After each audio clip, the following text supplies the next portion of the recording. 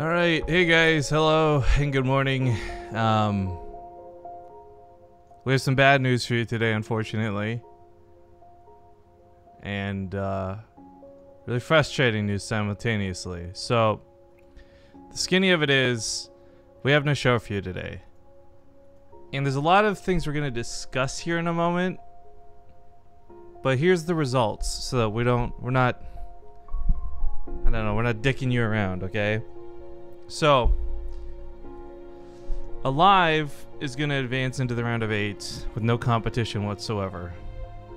Keen is going to advance into the round of 8 in the loser spot, which makes no sense because Keen wasn't scheduled to play today, but we're going to get into that in a moment. I guess first, to make sure the microphone's working, how are you doing today, Zombie Grub? I'm okay. Cool, good to hear. Cool.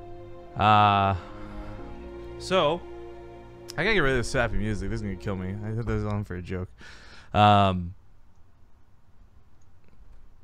can't get my camera to work. Whatever. So here's what happened, guys. We had all this set up.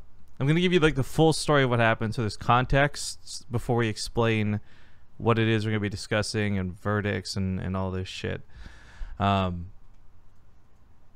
before we do that, I'm gonna try and cheer myself up and hopefully get fucking Twitch alerts to work, because it doesn't want to. Rip. Refresh for the third time, maybe? Come on, baby. I got enough going wrong with me today. Oh, we'll get some bits. Who was that? Riamar? Thank you, Riamar. Thank you, Riamar, for 69 bits. Yes, it was. Okay, so we had invited some this was like an open casting call to anybody on Twitter. Basically, in the next 10 minutes, while I give you the recap of what went down today, we will be deciding punishments for players. And I say punishments here very lightly, because like this isn't like, oh my god, fucking banned for a year, banned for life, ban. But there are going to be punishments for what happened today, because unfortunately now our sponsor Ting and our sponsor Corsair and Twitch have all been grossly underrepresented by what happened today. We've lost a show, which means we're going to lose income, and you as the fans lose matches. So there's going to be some form of punishment. We'll discuss that afterwards. So basically, we're going to be discussing Hero, Beyond, and Solar. If you guys have any pro player friends you're connected to that would like to come and voice their opinions and maybe try and defend them from a player point of view, that's why we've decided to actually have the stream go on today instead of just posting on Twitter and moving on. So we're giving them a chance to maybe come on. If not, then we'll just dole out our punishments. Anyway, so to explain really quick, we knew that there was going to be issues with players playing today. VSL qualifiers happened, it's 10 o'clock in Korea, so they probably finished about 4 hours ago and started like 10 hours ago. Really frustrating knowing this at the last minute. We still managed to work with the players and find a time that would work for them. The idea was that if we started 2 hours later, everybody would be home in time and there would be no issues, etc. And I see this tweet coming out of Beyond. Guys, I'm going to explain that more in a moment because that has nothing to do with this situation. Well, it does have a little bit to do with it, I suppose, but those tweeting this stuff at me is not going to, whatever. Anyway, so today, basically, the idea was, and I confirmed this with the players, funny enough, everyone except Alive, but Alive is the only one to show up, so what fucking ever. And they were going to play their VSL qualifiers, and then they'd be home, and then we'd play the Ting group. And yes, it'd be late, it'd be long, it'd be tiring, but it'd be done. However, that's not how this ended up going. That's not how this ended up playing. So I wake up. You know, the thing is for Zombie and myself, it's difficult being in North America sometimes. Time zones can really be a bitch. But this wasn't even the case of that, like where we learned about this information 7 hours ago while we were sleeping. In fact, 1 hour ago for Beyond, 2 hours ago for Hero. Well, 1 hour ago and 2 hours ago for Hero, I guess. I'll explain that more in a moment. And then 30 minutes ago with Solar, they all basically, as last minute as possible, forfeited the event today. And can we use Discord? Yeah, Harstem. Yeah, Discord. That's fine. We can use Discord. I'm going to explain the story first before we get pro players on to talk about it. anyways, the 30-minute last second forfeit, like, it's understandable. Like, we knew there's going to be some conflicts going forward. Folks with GSL, for example, end dates conflict. So maybe Stats, maybe Stu wouldn't be able to play and so forth. But the idea is we were willing to work with and accommodate the players as long as possible, as much as we can. And we've really already bent over backwards a ton to make this happen. And I'm not trying to make a pity party for ourselves, but I'm just trying to explain that we've really gone above and beyond trying to make sure that these guys could comfortably play however or whatever events they wanted alongside ours. So anyways, last minute forfeits make it incredibly difficult to find people last minute, especially since we had pushed the time back so late in Korea that a lot of the players we were trying to contact were too tired or going to bed. For example, Biol, I guarantee you guys 1,000,000% Biol would have played today if he had been given 2 more hours notice, but he couldn't, and he's like literally asleep right now as we speak because of today. So we couldn't even pull players from the round of 32 to play the round of 16. So we thought, well, okay, fine. If Beyond and Hero forfeit, we've still got Hero and Solar, and they'll need to play some sort of seeding match, because while the round of 8 is randomized, you still have the winners versus the losers in that random selection. So we'll have them play like a best of 7 show match. Hell, maybe we'll even make a match Reno fun for today and get them a couple of bucks as a thank you for sticking with the group type thing. Solar, upon hearing this, didn't want to play. He said he was not going to come home to play that, and forfeited too, which was really just, I don't even know what that was. So that leaves us with Alive. And Alive basically just got a free win just by showing up today. I told him round of 8's on Sunday. We'll give him the information, etc., etc. And then Keen, because I had messaged Zest, Keen, Biol, and Ryung, seeing if they could come play any sort of match. I told them all, it wouldn't even be a full group. Just play like a best of 3, best of 7, best of something. And I had Crank helping me translate, so there's no confusion. Dude, your camera's like losing color as I'm talking. I'm watching this happen in real time. This is amazing. Anyways, none of them could play. None of them wanted to play or could play, or it's too late, too last second. So Keen was the only one ready to play, and he doesn't have any other tournaments. So like he was actually like really happy to hear this and say, I want to play. So it was really sad when I couldn't even find an opponent for Keen. And I'm not just gonna start pulling a random pool of Koreans at this point. That's getting too desperate. The thing is, we had a round of 32. This was the round of 16. And I was really hyped up for it too. This was an amazing group. Like Beyond versus Alive, then Hero versus Solar. Like this should have been super duper sick. But that's not how that played out. So here's where we get into the question of punishment territory. And this is where I really want to get some pros on, because I want their opinions on this. The way we're looking at it right now is, without a doubt in my mind, this part's not going to change. We are going to uninvite Solar, Beyond, and Hero from the BTSL monthly finals. That much is happening. The part that we're willing to discuss, and that this is where I would love to get some pro player opinions on after having heard this story, hopefully, is like whether we should make this like a 1-month temporary ban, whether this should be just like a warning and a slap on a wrist. I mean, they screwed over an entire day. They screwed us out of, and the way I look at it too is like they screwed us out of income too. Like there's a lot of people hurt by just today not happening, and I think above all of that, the fans end up losing out the most, because you guys have been the ones supporting this tournament. You've been watching it, you've been subscribing to us for it, you've been helping us continue hyping up more events and signing up for Ting. We got like 23 out of 40 signups, I think, or something like that. So anyways, I think Harstem was in chat. I'm gonna poke him on Skype. I don't know if anyone else was that I missed, and like nobody's responded on Twitter, so we'll just do Discord since that's not a problem. Hey, Discord. We have a Base Trade TV Discord, actually. We haven't just used it in a while, so I'll just give them that, I guess. Yes, we do.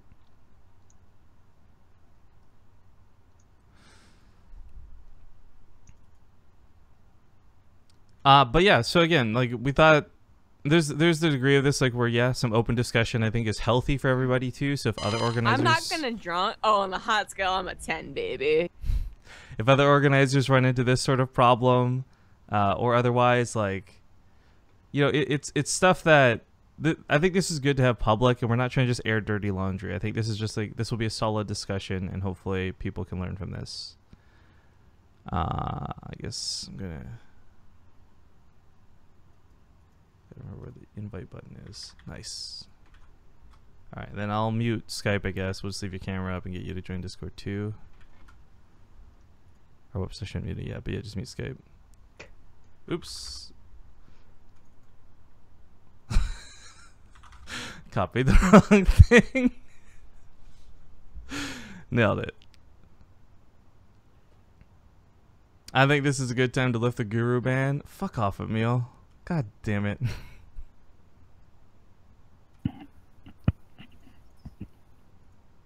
All right. Hello. Hey, Harstem. How you doing, man? Hey, I'm buzzing. Good. How are you? Well, I guess you guys aren't that great. No, well, I mean, like, personally, I'm great, but I'm sad about today, and I'm sad about the show. So, you heard the backstory to what happened there, I'm assuming? I heard most of it. I went to grab a drink, so I didn't exactly hear everything. Bjorn was locked out. What happened to the other guys? So, just to be clear, sorry, I didn't actually go back and cover this over stream like I was going to. Bjorn's forfeit came before he found out he was locked out of his house. It was actually like it sucks because this would have, I guess, happened anyways. But the difference is, if Bjorn had waited and told me he was locked out, I would definitely have a very different feeling than him forfeiting prior to learning that he was even locked out of his own house. So they basically played VSL, and then they just didn't want to, like, they couldn't come back home in time, or they didn't want to. Yeah, I actually have a little more information on that. I'll explain with you in a moment. But just the quick TLDR and the other guys. Hero got messaged through his, like, I've never had direct contact with Hero. Hero always contacts me through Katz or Lawrence, who's one of the player managers for Root/OSC. And they contacted me saying, oh, Hero suddenly has a family trip, like super last minute type thing, and he can't play because he'll be on the conflicting days. But again, this was something that happened 1 hour before the show was going to go live. Then Solar situation was, well, look, we'll play a best of 7 between you and Alive to determine seeding, right? So you don't have to play a whole group. And he said, well, then I forfeit. And he didn't want to. At 5:14 a.m., I was talking to him, and he was at home apparently, and we were discussing the possibilities of what was going on. And at 5:30, he had left his house, even though I told him to wait, and decided he didn't want to play today, so he forfeited. So that's I don't know. I'm like rubbing my temples on that one. A little bit confusing, but so. But so the backstory for the other information. So we contacted Zest. We actually got a hold of Zest, and we talked to Zest and Ryong and some others. And with VSL events coming up, they didn't want to totally risk flights maybe being in conflict. Right now, there's actually no conflicting dates of our event or VSL, but the dates for VSL are pretty close around it. I think 23rd and 30th. And this, I actually don't even know if it's public information. Maybe I should not be saying that. But the 23rd would be like they'd have to basically play VSL and fly out to California immediately. The 30th would be like they'd play Ting and then have to fly back home the second they finish the finals type thing. So for Zest and these other guys who had the potential to replace them, they said it was too last minute. They didn't want to stress out over that, and I totally understand that. Yeah, that's fair. Like they didn't even have to play today, so you can't really blame them, you know. Yeah. Oh no, there's no questioning about them, but they did provide more information on like why maybe some of these other guys forfeited, you know. So Hero had a family. I don't know, I think like a warning. I feel like they're. What was Bjorn's reason for not being there, except for like before the lockout? Just. Hey, what's that? I'm gonna tweet Harstem defending players all over. I'm not sure if I'm defending. Like it seems. Yeah, well, maybe defending, whatever. Sensationalism for the tweet, right? Gotta get the eyes on the stream, Harstem, man. Like I can kind of feel Hero's situation in a way, because sometimes my family does this kind of stuff as well. We're like, hey, yeah, going out with the family, yeah, and I'll be like, but I have something. Actually, they would care about that. So, but I can see if like a family is pretty insistent on it. I'm not sure like how his family works. Like that could he could just be caught in a terrible situation, you know. This is why we wanted to discuss this too on stream. Like, this is something where I think it's not just like, oh, well, we want to make a show out of nothing, but this is good discussion to have. Because for me, I'm in that same boat. Like, I actually don't think everybody today should receive equal punishment, because not everybody had the same situation for leaving. Like, to me, honestly, Solar probably had the worst of it. You're like, hey, dude, you basically got a free win. You ready to play like one small match for like seeding that won't even really matter? No, I don't want to put the effort in. Like, I'm out of here by. Like, that for me is like the worst out of all of this. I feel like this seems like the weirder story, because it's like the opposite of Solar that I know. So exactly, I find it so hard to call like a judgment on this when Like, are you sure like he completely understood everything? And because Yes, it literally makes no sense to me. Like, well, here I'll go over timelines with you in a moment. But for Beyond, because that's what you asked first, we'll go through this chronologically, right? Because Beyond was the first one. Beyond was just basically exhausted after VSL. Just couldn't play today. And I thought that's weird because Beyond's like Mr. 24/7 grind it out, play it out. But it's something where it sucked, and I'm glad he let us know ahead of time. But it was still like you let us know like an hour ahead of time. Yeah. So this is something where, and I don't know if you heard me say this before you joined in. For all three of these players, we're at least uninviting them from the BTSL monthly finals that they had qualified for.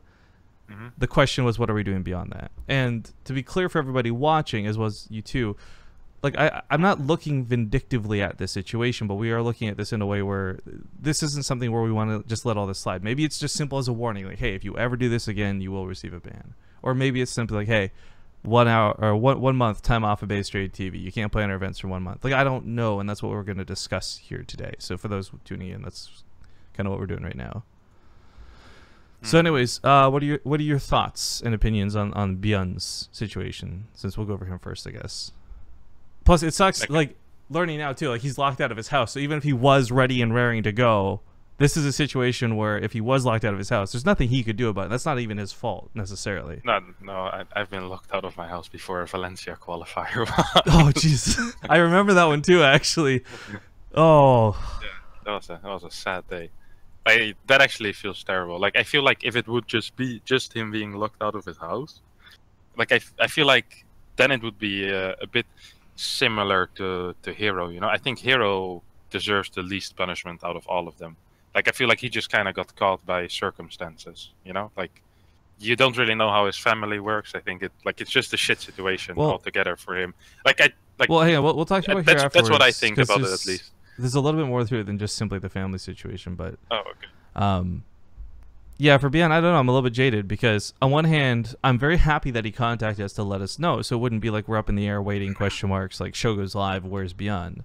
And that's actually a huge thing. Like for any player that watches this, like the bare minimum you can do, even if you got to cancel and it totally sucks, is you let somebody know. Because for me, it's the difference of scorched earth versus just being mildly annoyed, right?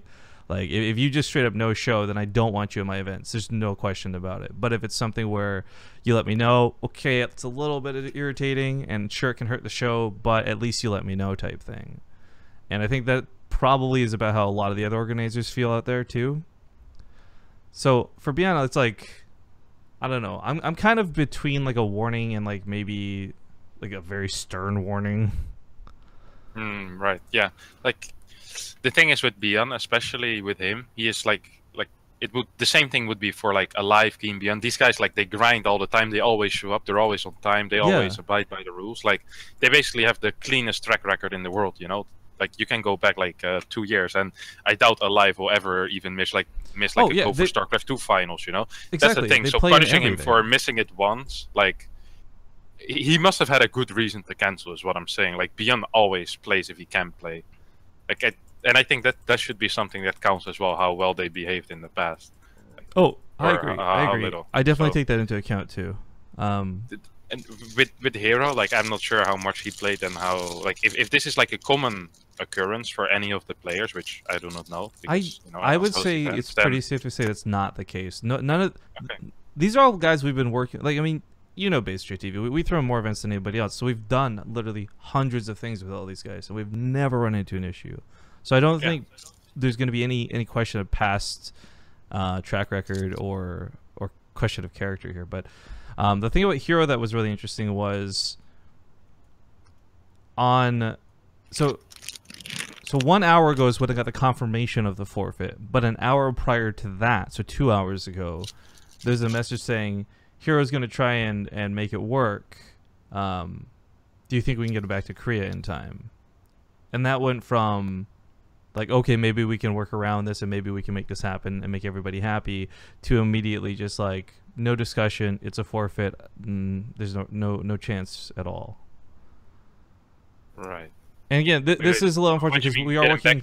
Getting back to Korean time was about the offline finals then, or what was that about? So for him, it was, he wanted to be, if you went to play the Ting finals in California live, basically he'd have to leave the second the finals were done. No chance to hang out with fans. No chance to do anything else. Like the second the finals were done, he'd have to hop on a plane and get back to Korea in time for this family event. And I can understand this. My family does a show. I'll be like, hey, if Grandpa's birthday's coming up, you gotta let me know like a week ahead of time. You know, my stream schedule is tight. They'll tell me 2 days ahead of time, right? Like family does this. I get it. But what was frustrating was, this is being done through a third party. Like we've got the player manager for Root, who is doing a good job. There's no faulting him, and I'm not blaming Root or anything for this. But it is the fact that I don't have direct contact to Hero. I've got to go through a third party for him. So this is like, I don't actually know how quickly that escalated, or if that was them just saying, you know what, we didn't hear back in an hour, so let's just cancel it to be safe. Like I don't have. This one's a little bit more fickle because it's not directly talking to Hero about it, right? Right. That's hard, man. I don't know. I'm not a judge. All I'm thinking is that if none of them have done anything too bad in the past, I don't think you should, like, maybe just like, they're out of the, the BTS event? Yeah, so the monthly finals coming up, yeah. Yeah, they get kicked out of this as well. Like a stern warning, like if this happens one more time, like a 3-month ban or something. I feel like with everyone that would be enough. I only like the Solar thing. Just it doesn't make sense to me. So like, Solar really rubs me the wrong way on this one for a couple different reasons, and I think I'm saving Solar for last because it is like the biggest issue for me personally. But, it's really frustrating because, well, first off, just to explain, even if you think you are or aren't contributing, like it's great to have just like a player point of view on this because it's just us, right? Me and Zombie are our own echo chamber. It's good to have another voice giving opinions. But for Solar, what's really frustrating is this seemed like, I don't know how to say this. I really don't want to besmirch his character, and I don't want to make accusations here. So please, nobody misunderstand what I'm about to say. Because Solar has been, without a doubt, one of the best players to work with. He's been very helpful on a lot of occasions, and he's somebody I would actually consider a friend because we have a lot of conversations not related to tournaments and StarCraft, okay? So just putting that out there first. But Solar was the first person to force us to change the group time. Originally, Beyond, Hero, and Alive were all able to... They said, no problem from VSL. We'll be home at 8 p.m. KST. But Solar really wanted to make it 10 p.m. and then even 11 p.m. Like, he kept pushing it back further and further. And then this whole thing with him forfeiting in between, it came down to the timeline for this is exactly at 4:14 a.m. my time. Solar is, from my understanding, at home. Maybe he wasn't this whole time and he lied to me, but from my understanding, he was at home. And I messaged him saying, hey, so it turns out Hero and Beyond may be forfeiting today. Please wait for more info. I'll message you back in 15 minutes, right? And I think that's pretty clear to say, like, basically, and I don't know if this is a misunderstanding or something, but, don't go anywhere for 15 minutes, right? Yeah. I messaged him exactly 15 minutes later to say, look, here's the solution. We're going to try and do a show match. And he says that in the past 15 minutes, he's now gone out with people, and he's gone out with a friend, and he won't be home till 2 a.m. And I said, well, it's not too late. Just turn around. Like, go home. Like, we have to play this, right? Like, Alive's probably not going to wait till 2 a.m. or KST, which, by the way, for those watching, will be 4 hours from now-ish. And I don't want to wait that long either. So Solar's like, well, then I forfeit. I don't want to go home. So for me, I'm just sitting here, like, really confused because, again, there's not like a Solar attitude to things. He's a very good guy. He's a very good player. And he's very, very, very polite. It just seems so weird and out of character, and I don't know what to make of that situation. Yeah, me neither. He had a free win. Like, I don't know, man. It just makes very little sense to me. The only thing I can imagine is that he wasn't actually at home before. That's kind of what I'm thinking, like. And that he was like, the other two guys forfeited, I'm just gonna get a walkover. And then he went out before. Like, that's the only thing I can imagine that happened. Well, and then he kind of had to, keep living the lie.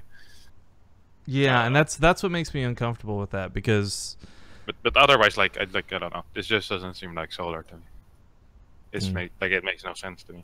Oh, here, sorry guys, I'll take followers mode off for this.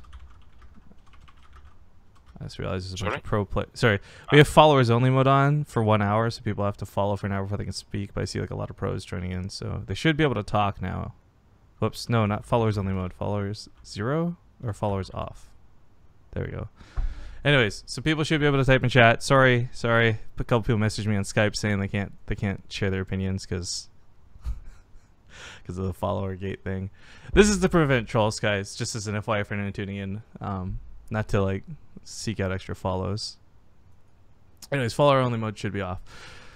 Anyway, so Zombie Group, I don't know. You've been kind of quiet. What are your thoughts on this? You have to unmute yourself from Discord, by the way. Has Zombie Group been talking all the time and just been muted? That's gonna be super awkward. Wow, these guys keep talking over me. It's just International Women's Day, and this is how they treat me? I still can't hear you on Discord, dude. Is it using the right mic? It might be trying to hit the little cogwheel and go to voice. It might be trying to pick up your Corsair one, which is on your head. Because we're not hearing anything come out of you, man.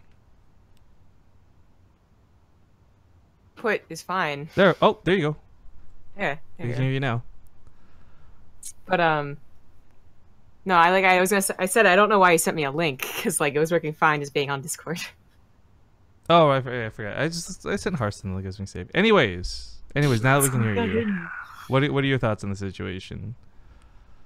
Well, I'm kind of on board with just giving them a warning and taking them out of the BTSL because of their past history. Like this once-off weird fucking thing.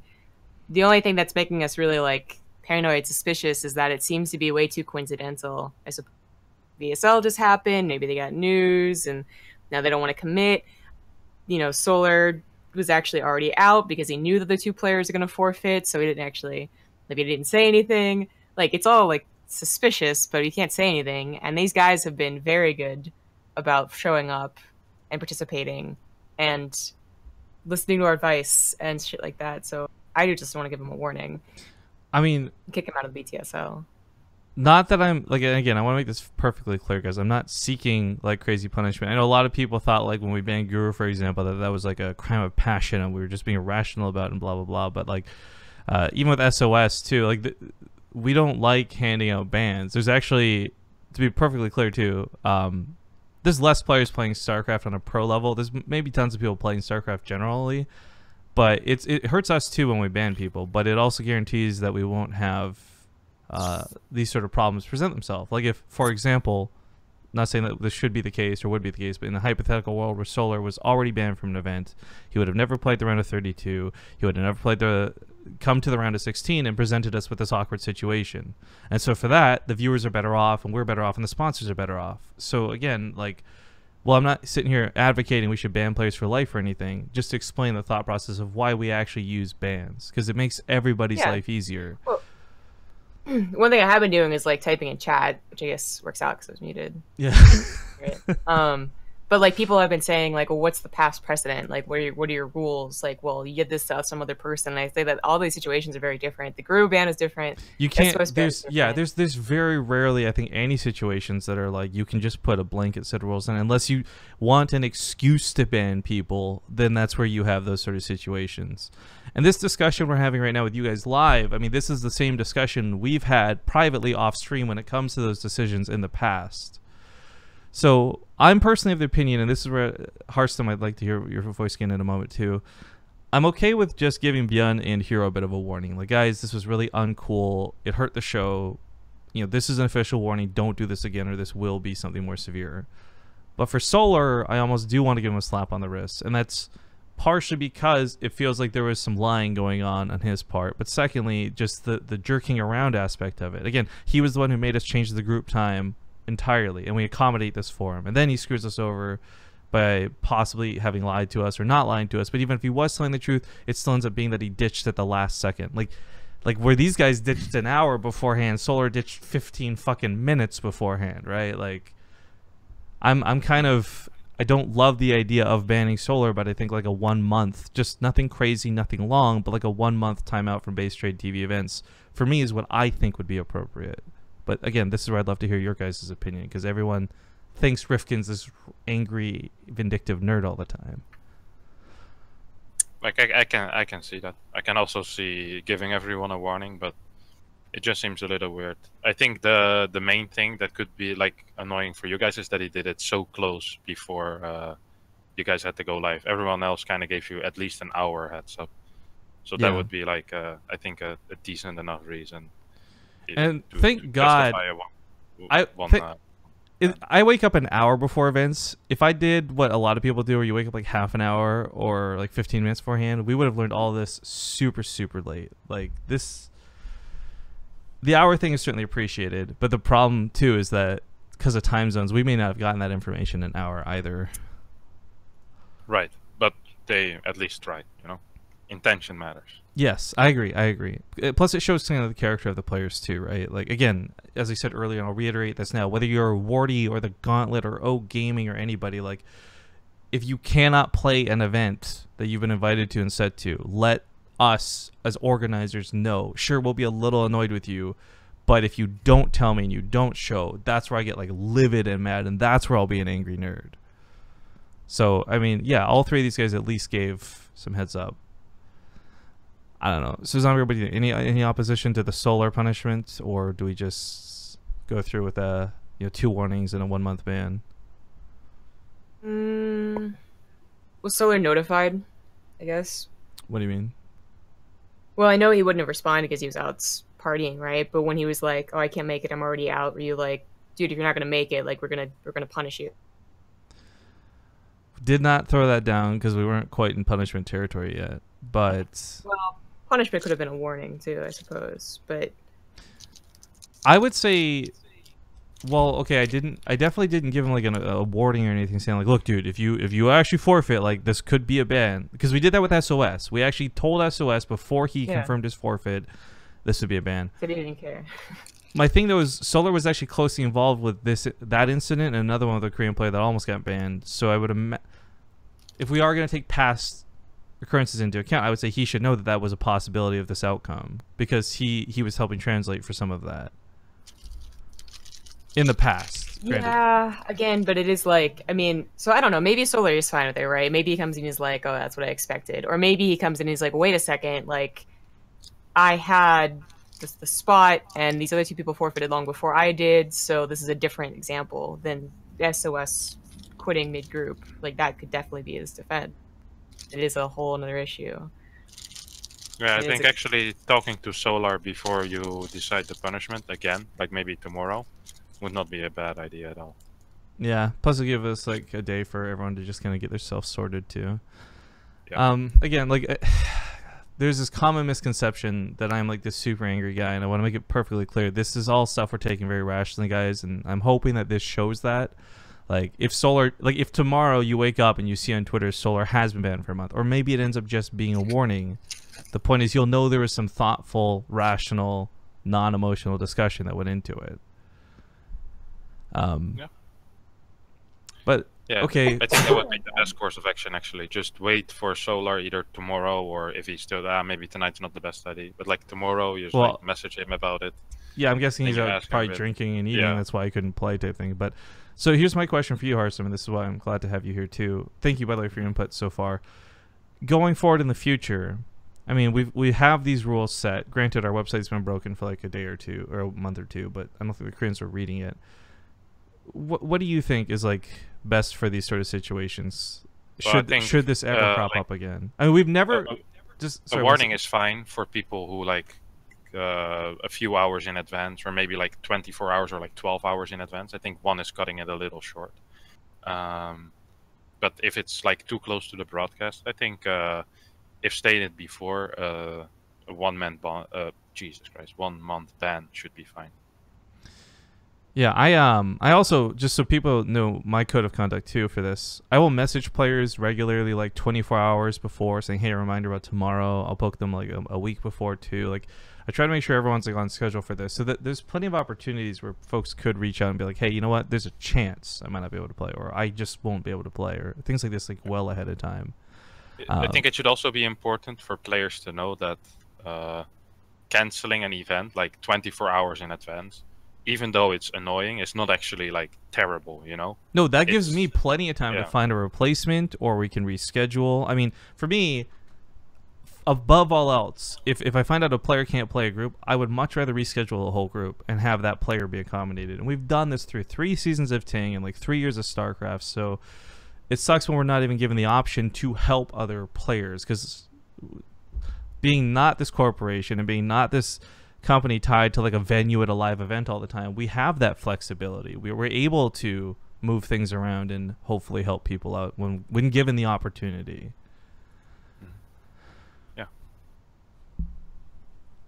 Yeah, so just kind of sucks, but I guess we seem to be pretty much in agreement of things. So thank you, Harstem, for sparing us some of your time, dude.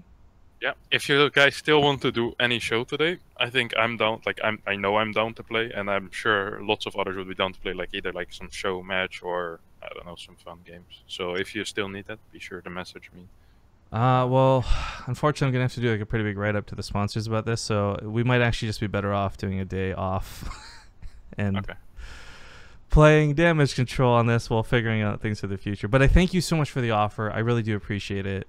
Are you, I don't know, do you have any big plans coming up that the fans can continue? I don't actually know what events you've got or not got going on. No, it's a little slow now. I think wait for WCS Austin. I might start streaming again before that, but I'm just looking around. I'm trying to find a team still, so I'm looking for that. That's it, basically. A lot of people prepping for, Austin, and then there's these sort of unannounced challenger dates. Actually, I'd love to talk about that briefly while you're here, if you don't mind. Sure. So, some of you guys may have seen this. I want to make this clear. I'm not going to be giving away any information I shouldn't be giving away or anything like that, because there's nothing confirmed. Like, to be perfectly clear, at the moment of this broadcast, 5:39 a.m. on March 10th, 2017, there are no confirmed dates for WCS Challenger. But there was some information that was leaked mistakenly a couple days ago. Some people saw this, some people didn't. And it was on the ESO website, and it listed dates out. And one of the things I noticed immediately with this was that there was a conflict over our live event. This presented a problem because, well, suddenly now maybe players who, because we're still not even done. Like, you've still got Neeb, True, Masa, and Canny, and others in North America who might have played those Challenger events and might not have then been able to play Ting or vice versa. Like, we wouldn't want anyone to be screwed by this. So those dates immediately made me message Blizzard and be like, hey, so are these dates for real? Like, this got deleted immediately, but what's going on here? And this caused a bit of panic because several people did see these dates. Several players saw these dates. And in fact, a couple messaged me, and I won't name them because I don't know if they want to be named, but thank you, by the way, to the 3 people who did, because this actually ended up being great. Where I messaged Blizzard and said, hey, this, like, I was mad, to be clear. I said, you guys are screwing us over. What's the point of this? Because for those who don't know, there's this community group of organizers with Blizzard employees in it that's designed to kind of prevent things like this from happening. You know, we're supposed to be scheduling our events ahead of time, so Gaming's grand finals aren't overlapping with Base Trade TV's grand finals, and you know, ideally WCS then wouldn't be running their stuff over community run events, especially if they're like offline LAN finals, right? So right. This caused a lot of chaos. Did you, by the way, sir, before I continue, did you happen to see these proposed dates at all or no? Yep, it was 19th of March, wasn't it? Yeah. So to be clear, for Harstem and everyone else, someone from Blizzard tweeted about this, and I retweeted it, and I've been redirecting players to said person. Yo_Goliath is Adrian Harris on Twitter. He's one of the folks in charge of WCS and his planning, and he was just basically confirming those dates are not set in stone, and nobody should tie themselves down to those dates. I've seen the proposed change since then, and I think they're a lot more accommodating for everybody, us included. But it was something where I just figured, well, we've got an audience of people. It's worth noting what happened here. So there was good and bad. One was, obviously, I was upset that there was going to be conflicts. And initially, because people were flying back from IEM, there was kind of this blackout of information. Blizzard couldn't confirm anything, and we couldn't get any information further. So all the organizers were in like a disarray, confused about what was going on. Luckily, though, we did seem to get things resolved, and once everyone was back from IEM, Blizzard was really accommodating, and they started helping plan things better and more accordingly. Challenger is still coming up in the near future, from what I understand. Again, I'm not giving away any information because I don't have information to give away. But from the proposed changes that I have seen, Challenger is still coming up in the near future, and hopefully people will be prepared for it. But the dates that I really want to stress that were leaked, some people posted even on Twitter, those are 100% not confirmed at the moment. So, question for you then, Harstem, as a player, let's say hypothetically, because again, I want to make this clear, I don't have dates to give away, guys, so this isn't something where I'm trying to be sneaky with the dates. But hypothetically, let's say Challenger started on the 19th, right? And that information got announced today. Do you feel like that's enough time comfortably as a player, or do you need more time, or how do you feel in that situation? Well, I prefer if it was further in advance, because we were kind of like, a lot of Europeans wanted to try to go to Korea. Yeah, actually, it's really rough if nothing is announced in advance, because like, is this going to be is the Challenger going to be the only qualifier? Is there's going to be like, we used to have like the server qualifier and the ladder qualifier separately. Like, is it going to be the same thing? Imagine we book our flights like the 28th of March or whatever to Korea, and then all of a sudden we realize there's a server qualifier like early May or whatever, late April or mid-April. Like, those things, that they're actually important to know, and not only for this kind of stuff. Like, there's also things that you actually need to do, that you need to plan ahead of time, that could be quite important, which it's annoying if it falls into a week like that or during a server qualifier or whatever. So I'm not exactly sure. We've actually oh, sorry, I didn't mean to cut you off. I thought you were done. Continue. Like 1 month in advance, I think is, that's a fair amount. If you can't do anything, that's a fantasy, then, dude. Yeah. Esports 1 month ahead of time. Harstem. Get your head out of the clouds. At least we have the dates now for like the main tournaments, like. Yeah. I'm glad, like, knowing when DreamHacks are ahead of time, seeing IEMs laid out, things like that are certainly great. And this is a big improvement too. Like, even though there are still going to be hiccups, if some of you guys remember last year, Blizzard was not very good at announcing anything. We had no information till like even 2 weeks ahead of some of these events sometimes. But yeah, so to speak a little bit on our side, we've got pro players who want to come to the team house in Korea. We've I think Major and Kellizer are both going home after Austin, or they'll go to Austin and then go home type thing. But we have had other players, specifically Europeans, express interest in even trying out for the GSL Season 2 qualifiers, coming over and wanting to train. But then the concern is, well, suddenly will they have to miss out on Challenger for this? Can they even compete in Challenger from Korea? Like, there's a lot of questions to be asked, and it's a little unfortunate with the information coming out kind of late-ish. But so here's my question then. So the 19th obviously would be too soon, and it's not comfortable or fortunate. If information was released today about WCS, Challenger qualifiers or whatever, what do you think the earliest possible date should be for that to be like appropriate and safe for players? Just the earlier the better. Like, I think no. Sorry. To explain, like, let's say today they announced the dates. What would your dates be? So, like, would you rather those be? Oh, yeah, those are on the 30th. That's not a problem. Versus, oh, these start on the 19th next weekend. That's crazy quick. But, like, obviously, I want them to be further from me. So, like, I don't know, like 30th, I guess. It's like 15, like 20 days is like really, really safe territory. Yeah. Yeah, like. But it's not really, really safe territory, but it's safer already. Like, if you do it 4 days in advance, like, it just sucks. And the good thing with the ladder qualifier is that at least like there's a week, so you can miss 2 days. It's really bad to miss the final day, but there's 7 days or like 8 days, something like that, where you can actually play. So with the ladder qualifier, it isn't that bad. But if there's other things that are still unannounced, like it would just be nice to know these things ahead of time, especially if you're planning trips to faraway countries. Like, the further you book a flight in advance, it's just the cheaper it is. And it also gives a certain peace of mind. So it's just a nice thing to have. Plus, if it's anything too that involves like playing more ladder, like, because that was really cool actually. There was that ladder race, and you saw everybody super grinding it to like the midnight hour, right? And that's going to require a lot of games. That's going to require a lot of time.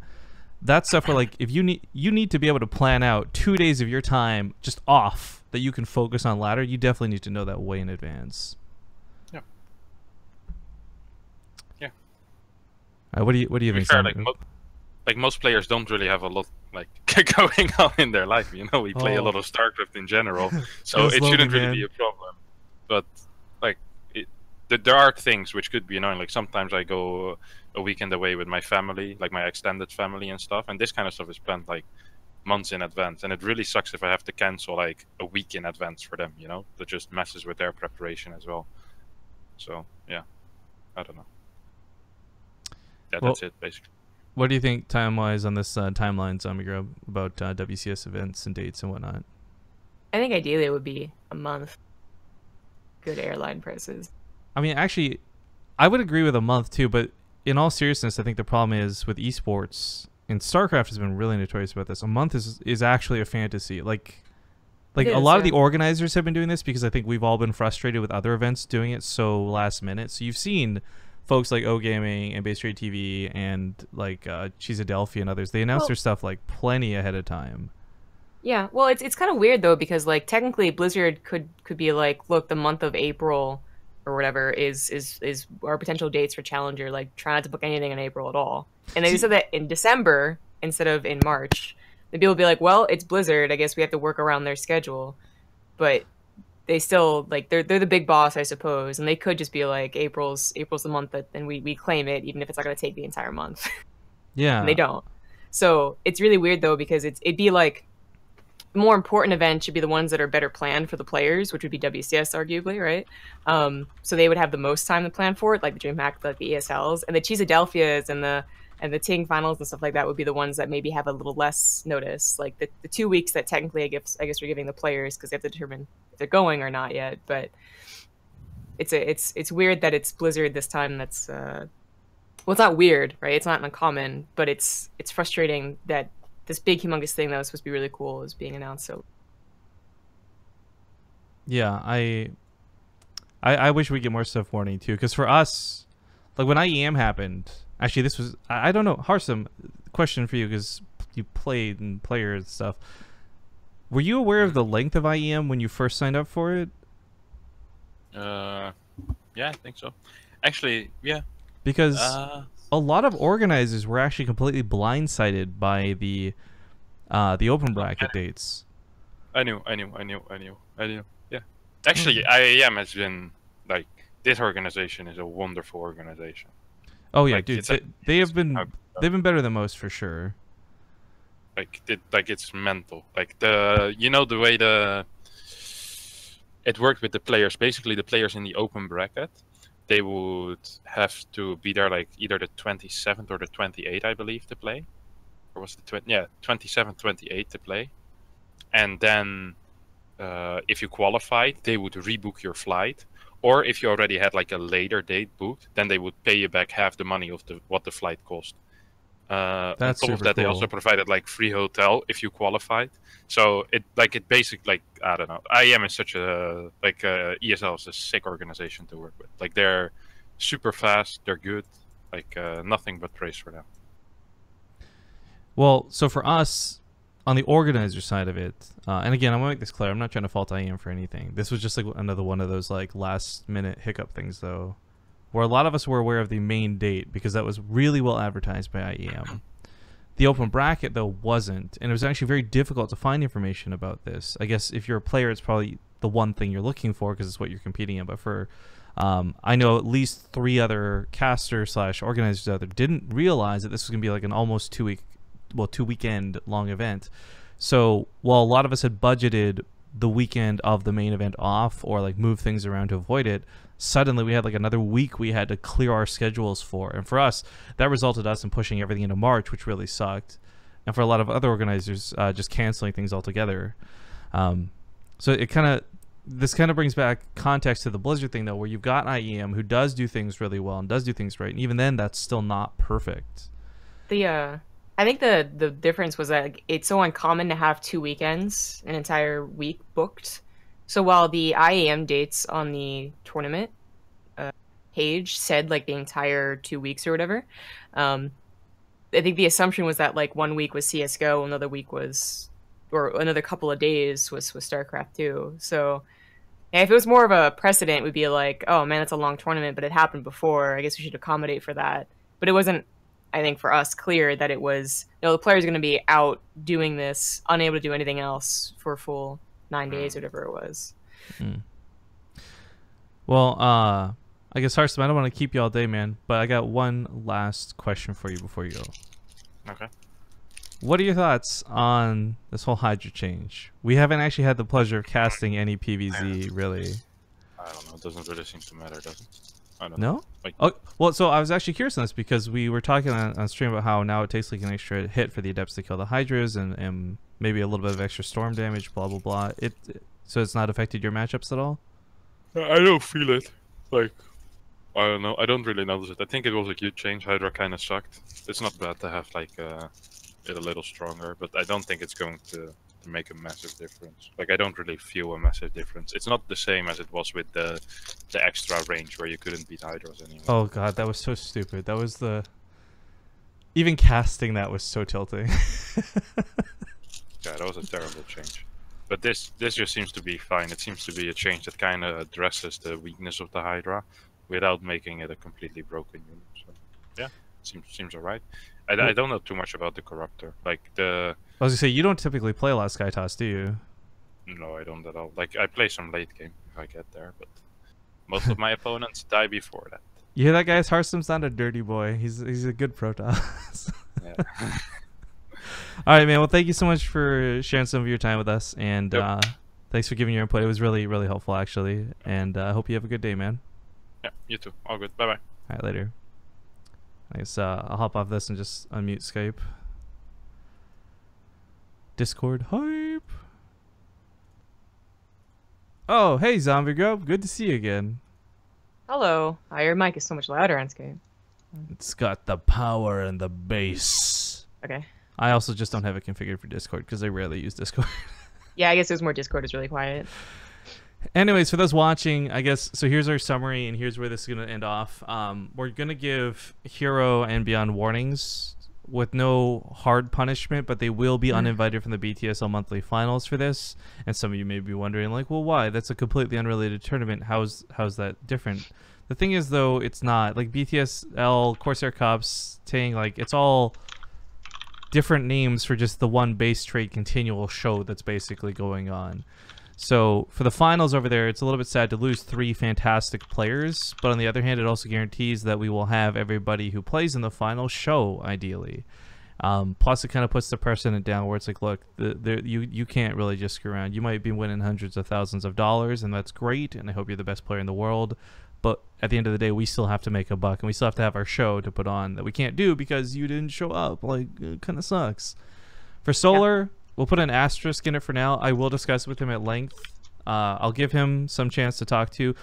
Again, Solar is somebody I would consider a friend. We've hung out a lot at events, and it's more than just like a simple player for that situation. It definitely both has leniency because he's a good friend, but also it almost hurts more because he's a good friend that this happened today. So we'll discuss it with him. But I'll say, like, at most, like in a worst case scenario, Solar will get like a 1-month slap on the bandwagon. But it won't be anything big and it won't be anything long. But that's probably where we'll sit with that, if that goes that far. But I'll give him a chance to explain himself. It might legitimately have been like, oh, I was out, but I wasn't partying. I was actually just stuck on the train. And shit like that is totally understandable, you know? But... yeah. We don't know the whole story for that. So we'll get the rest of the story. We'll talk about it more. Alive will advance to the round of 8 in first place in the group. And just by simple showing up, Keen will get second place in a group that he had failed to qualify for and move on to that round of 8. I will say it'd be pretty cool if we saw Alive and Keen make it to the offline finals because they are kind of like the Terran mid-tier bros. Although Alive has really been stepping it up lately. Yeah, I was going to say, maybe you can't call Alive mid-tier anymore. No, his performance tonight... Well, this is another thing I want to just talk while we got people here. It blew me away. Was how surprised everyone was with Alive's performance at IEM. Maybe we're a little bit, like, nose up in the air about this, but we cast him so often, so we knew how good he was looking. And it was just surprising to watch... I'm not even talking about the commentators. Not even talking about the casters. But just watching the fan reactions to, like, wow, Alive can play? And I'm like... well, yeah, dude, he fucking streams all the time, and he wins all these tournaments on Alima League and Base Trade TV and everything else. Like, hello? Right. Anyways, sorry that there's no real big show today, though, guys. Thank you for joining us in this discussion. I hope this was beneficial to you. If you guys would like to see more of this stuff in the future when it does happen, I've got no problem streaming it. Like, but we've never really thought to do it before, so I thought we'd give it a shot today, and... I don't know. You guys can let us know whether you enjoyed it or not. My biggest, sincerest apology today, though, does go to the fans, followed shortly by our sponsors, who I'll have to go explain this to later. But yeah, I hope you all have a good day. I'm sorry that we don't have much more for you other than that. We ran rebroadcasts all day yesterday, by the way, which was cool to see a lot of people tuning in for that. But yeah, we'll who's streaming right now that we could go host? that's not a Rifkin waifu? Who's doing StarCraft? Is what I should have asked. All the Europeans. Actually, some of the Koreans too. Ah, you know what? Euthermal doesn't stream a lot. I kind of want to throw a host Euthermal's way. How do you feel about that? I like Euthermal. All right, guys, we're gonna go like spit memes at Euthermal, I guess. I'll link his stream here in chat in a moment. We'll give him a host. Enjoy your day, and we'll see you later. Thanks for watching. Tomorrow specifically, I should actually add. Tomorrow's gonna be the North American group with True, Neeb, Semper, and M. Canning. I hope you guys will join us back for that one. But yeah, have a good day, everybody.